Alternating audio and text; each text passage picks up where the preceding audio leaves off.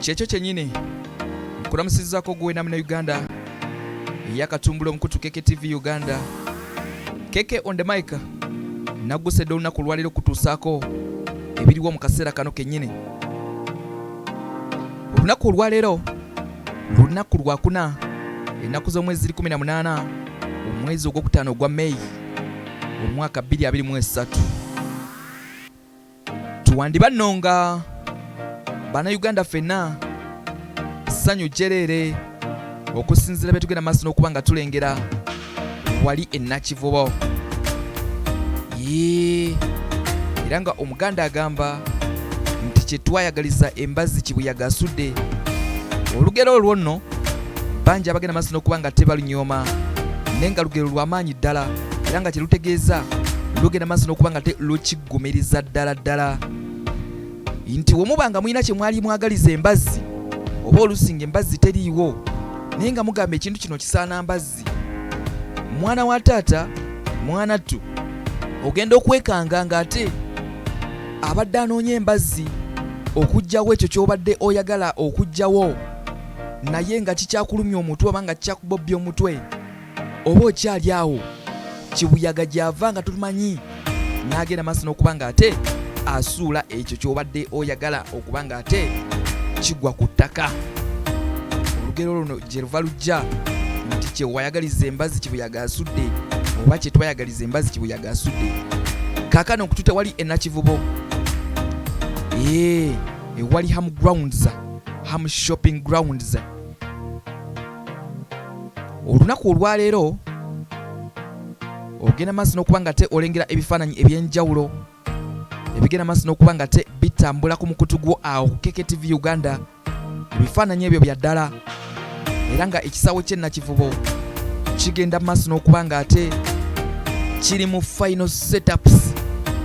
Bwe njogera bwe ntyo mba ntegeeza nti kiri mu kumalirizibwa era nga kaseera mpaawo we kaaga kigenda kuba kiggulwawo mu budde obutali bwa wala nnyo olw'ensonga nti bw'ogenda maaso n'okuba nga ate olengera nga baana ezifaananako bwe zityo nga ziteekeddwa waggulu, then kati naawo waba tewali kirala kyonna okuggyako okukola emikolo egirina okugenda mu maaso n'okuba nga ate gitambula, ekisaawe kigenda maaso n'okuba nga ate kiggulwawo mu butongole. Hamis Kiggundu si musajja wa kuzanyirwako n'akamu n'akatono n'akeddagala olw'ensonga nti yagenda maaso n'okuba nga atandika omulimu guno ogw'okukola ekisaawe kino n'agenda maaso n'okuba nga ate akitambuza. Ebigambo bingi yesi byagenda maaso n'okuba nga byogerebwa. Ekisaawe tekiriiwo, ekisaawe bakola bukozi maduuka bino na bino, naye nga yagenda maaso n'okuba nga ebigambo ebyo abiwulira n'asalawo agende maaso n'okuba nga ate akola ekyamuleese. Kati nno ne mu bulamu bwaffe obwa bulijjo buli wobanga okola ekintu kyonna kyogenda maaso n'okuba nga ate okwasaganya, bingi bye bagenda maaso n'okuba nga tebawogera oba nga bagenda maaso n'okuba nga bakwogerera. Kale no kikulaga ki? Kino kikulaga ekyokuyiga nti genda maaso n'okuba nga ate okwasaganya ekyo ky'okwasaganya ebigambo by'abantu biveeko. Singa Hamu Kiggundu yagenda maaso n'okuba nga awuliriza ebigambo by'abantu bye bagenda maaso n'okuba nga by'oboogera, ekisaawe kino wandyekanganga tekyandibaddewo. Naye bw'otunuulira amakula oba ekkula ekisaawe kye Nakivubo kino kikituuseeko, ogenda maaso n'okuba nga ate mwana wa taata mwana ttu okkiriza. Nzikiriza Keke on the mic ngende maaso n'okuba nga ate nkuwaako ebimu ebigenda maaso n'okuba nga tebikwata ku kisaawe kino.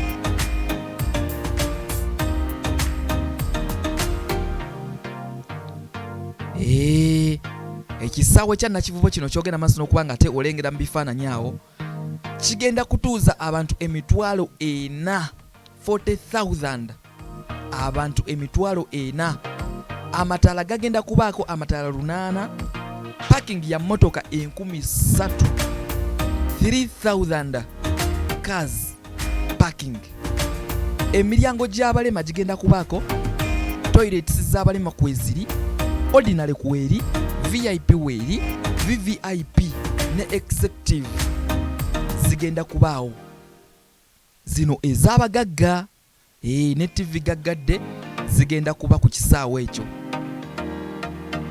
Endabika y'ekisaawe kye Nakivubo War Memorial Stadium ekiri mu kuzimbibwa eyongedde okuwa bannabyamizannyo akaseko ku matama oluvannyuma lw'omugagga Hamis Kiggundu okutegeeza nti omulimu ssaawa yonna anaatera okugujjako engalo. Nkugambye nti ekisaawe kya Nakivubo kigenda kutuuza abantu emitwalo 4, amataala 8, parking ya motoka 3000, eminyango gy'abalema kwegiri, toileti z'abalema kweziri, ordinary weeri, VIP weeri, VVIP, executive boxes ez'abagagga ne TV gagadde zigenda kuba ku kisaawe kino ekya Nakivubo.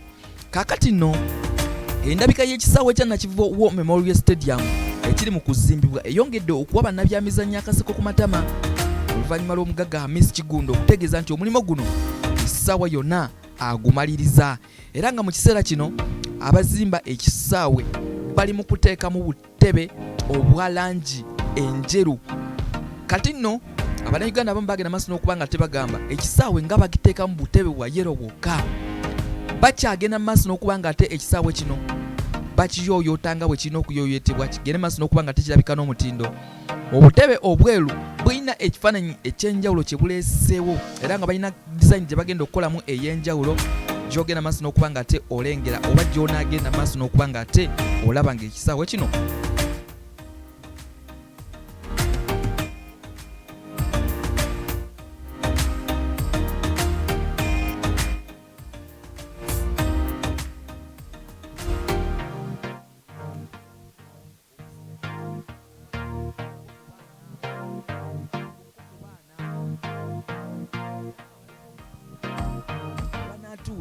era nga batandikidde ku ludda lwa Mukwano ne paaka empya ku mutendera gw'abantu abasookerwako. Hamu agamba nti ekisaawe kino yakizimba ng'ataddemu emitendera 4 abantu mwe bagenda okutuula omuli ogw'abantu ababulijjo ordinary, abakungu abasookerwako, VIP abakungu ab'omutendera ogw'okubiri VVIP, gattako n'obusenge bw'abagagga mwe batuula oba kye tuyita executive boxes. Ekyenjawulo ku mutendera gw'akasenge k'abagagga mwe batuula aguyita executive boxes, omuntu asasula akasenge kano watuula ne famire ye nga mulimu entebe za sofa, TV eziraga omupiira okugenda mu maaso mu kisaawe n'ebirala by'ayagala okulaba, kabuyonjo ey'ekikungu, firiji omuli ebyokunywa ne kalonda omulala. Ekyo ekyenjawulo ekiri ku kasenge ako. Hamu yagambye nti ekisaawe kino bakizimba bagoberera ebiragiro bya FIFA n'obukwakulizo bwonna, era nga mu kiseera kino tumaze okuzimba omwala omunene okwetooloola ekisaawe kino wansi okugenda okugattibwako payipu ennene eziva mu kisaawe munda ezitwala amazzi. Okugafulumya mu kisaawe ku supidi enkuba bw'enaabeera etonyedde ekiseera ekiwera okwewala okutaataaganya omupiira ogunaaba kugenda mu maaso. Kati nno engeri Nakivubo gye yali olutobazi we tuzimbye ekisaawe kino twasookayo ettaka wansi loole ezisukka ne mu mutwalo mulamba, twazzaako amayinja ga hardcore nga tugoberera enzimba y'ebisaawe bino ku mutindo gw'ensi yonna, era ne mu kiseera kino tuli mu kuteekako omubiri omulala ogw'amayinja nga tugoberera enzimba y'ebisaawe erina okugobererwa okutuusa lwe tunaatuuka okuteekako kapeti. Kati nno kapeti eno bw'otunuulira almost yeddako. Kapeti bw'eba emaze okukolebwa teri kirala kyonna kyonna kigenda kuba kyetaagisibwa wabula okuggyako okukola omukolo ogunaaba gusookerwako ng'ekisaawe kigenda maaso n'okuba nga tekiggulwawo. Agenda maaso n'okuba nga te andaba wano Keke TV, agenda maaso n'okuba nga nkutegeeza nti Bannayuganda oyinza okubeewuunya kubanga ne bye bataalinako bumanyi olaba nga babibwako amagezi nga babanja kimu. Lwaki tosibaamu kapeti?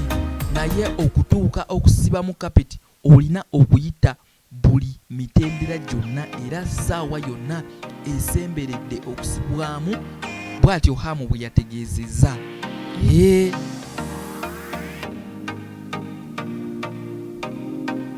nkyagenda maaso n'okubanga nkuwaako ku byafaayo ebitonotono ebigenda maaso n'okubanga tibikolebwa ku kisaawe kino. Ebirala ebiri mu kumalirizibwa ku kisaawe kino kuliko kaabuyonjo nga zino zaawuddwamu ez'abakyala n'abasajja omuli ez'okutuulako n'okusitamako, ez'abalema obusenge bw'abasambi b'omupiira mwe banaayambaliranga, abalenzi n'abawala.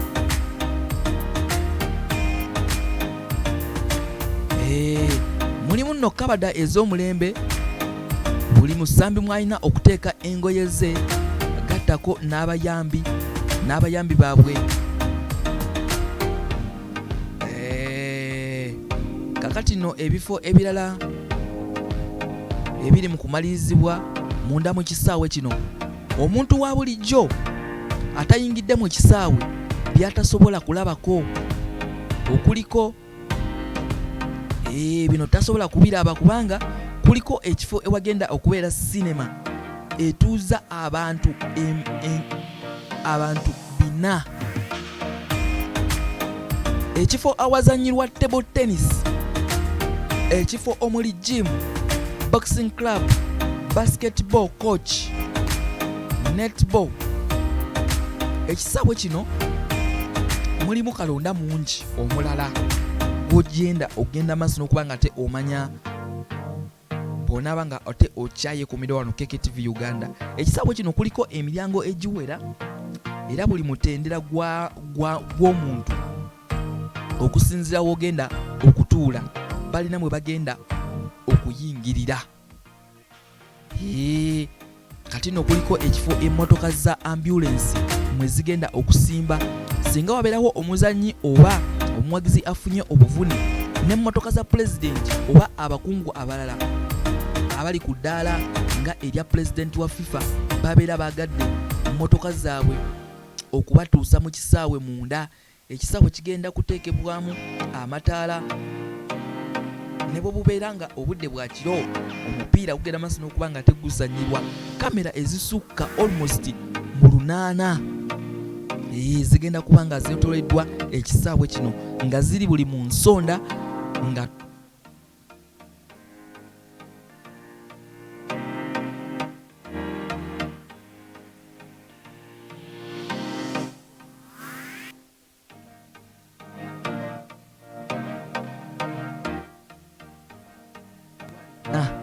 kiwedde, wabula bagenda kusooka kumalirizaako ekitundu ekituuza abantu wakati 2.3.